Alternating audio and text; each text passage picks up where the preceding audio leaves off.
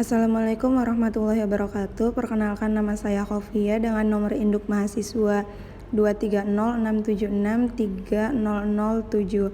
Di sini saya akan mengulas asesmen di ruang kelas.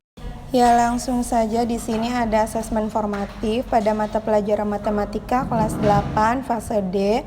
Materi yang diajarkan yaitu teorema Pitagoras. Bentuk asesmennya yaitu ada soal tertulis, LKPD, dan penilaian presentasi. Kemudian untuk capaian pembelajarannya yaitu pada akhir fase D, peserta didik dapat menyelesaikan masalah kontekstual peserta didik dengan menggunakan konsep-konsep dan keterampilan matematika yang dipelajari pada fase ini. Kemudian tujuan pembelajarannya yaitu ada 3. Yang pertama, peserta didik dapat memeriksa kebenaran teorema Pitagoras. Yang kedua, peserta didik dapat menentukan perhitungan teorema Pitagoras. Dan yang ketiga, yaitu peserta didik dapat menyelesaikan masalah yang berkaitan dengan teorema Pitagoras.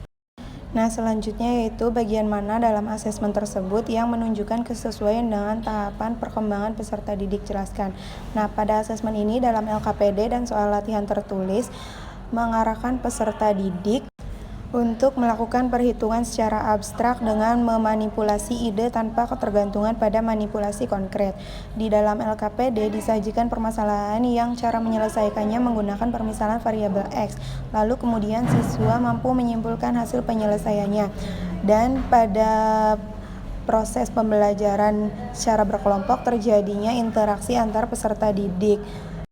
Selanjutnya yaitu bagian mana dalam asesmen tersebut yang menunjukkan kesesuaian dengan perlunya mempertimbangkan aspek lingkungan budaya dan karakteristik peserta didik.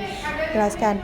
Dapat dilihat pada LKPD dan soal tertulis, masalah yang disajikan berupa masalah yang disesuaikan dengan lingkungan budaya, lingkungan sekolah yang dekat dengan peserta didik.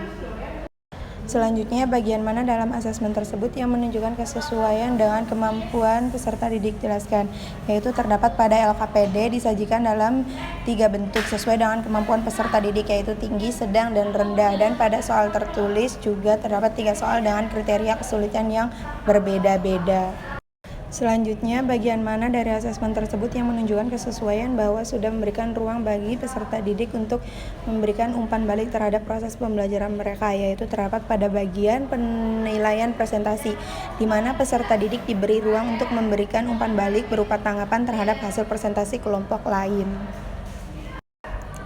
Dan yang terakhir yaitu jika Anda menjadi guru di kelas tersebut, hal apa yang ingin Anda tingkatkan untuk lebih memaksimalkan efektivitas asesmen dengan memperhatikan tahapan perkembangan peserta didik, lingkungan budaya, dan karakter peserta didik serta kemampuan peserta didik. Tuliskan pendapatmu secara lengkap. Yang pertama itu hal yang ingin saya tingkatkan dalam menyusun asesmen. Yang pertama, asesmen yang disesuaikan dengan perkembangan siswa sehingga asesmen yang digunakan dapat mengukur secara tepat sesuai dengan perkembangan peserta didik.